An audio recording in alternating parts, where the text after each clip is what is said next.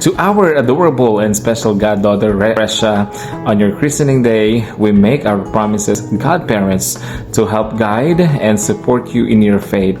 We will always be for you and wish that your christening blessing today be the first of a lifetime and many blessed years with so much love and happiness. While this may seem incomprehensible to you at the moment, understand that you are cherished together with Kuya Asher. So your parents are very much committed to creating a secure and thriving future for you through their unwavering dedication and hard work. As in, super hard work talaga si mommy at daddy para sa'yo.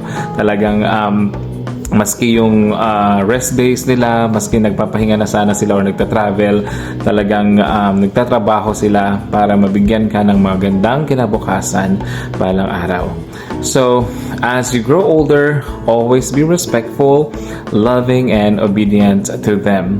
You might have disagreements with mommy and daddy in the future. May mga hindi kayo pagkakaunawaan, may mga magkakasalungat kayong ideas, and those are normal occurrences. But always humble yourself. So, God's plans for you, Resha, is more than what you can think of. It's bigger, it's wider than the world or even the galaxy. So, if Host Christy will allow me, so I would like to tell you a story from the Old Testament, from the books of Judges, about Gideon. So, I'm sure mommy and daddy are familiar with this story, and some of the guests as well. So, Gideon was an ordinary man chosen by God to liberate Israel from its enemies. So he was called to build an army of about 300 to ward off evil forces who are taking some of their resources from their lands. So at first, Gideon was hesitant, and he needs more proof that it is God who is calling him and who is promising him this task.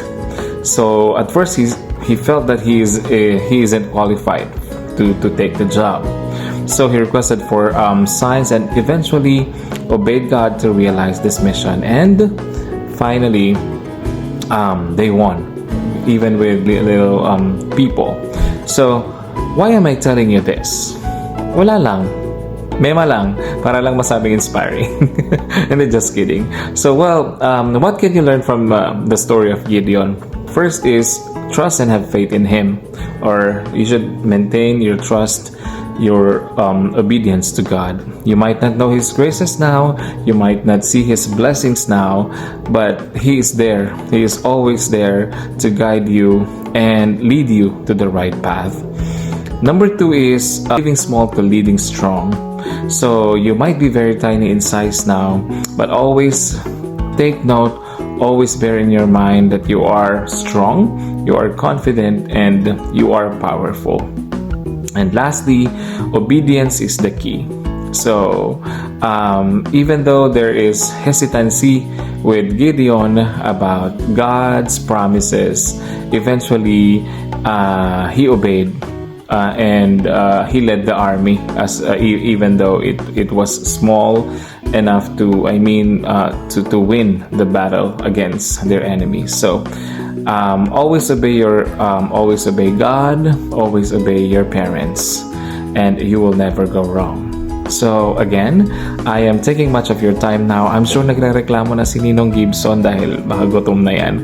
But anyway, happy birthday anak ko, and I hope to see you again and carry you again, hug you again in Virginia, or maybe you can pay a visit here in Illinois. You are welcome anytime. Hindi ko man kayo mapagluto ng lechon, pero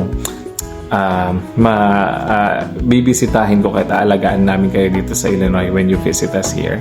So, maybe magkita-kita tayo sa Pinas soon. Again, happy birthday! Enjoy your party! Ayan, huwag magpaka-stress, mommy and daddy, and ingat po kayong lahat. Bye-bye!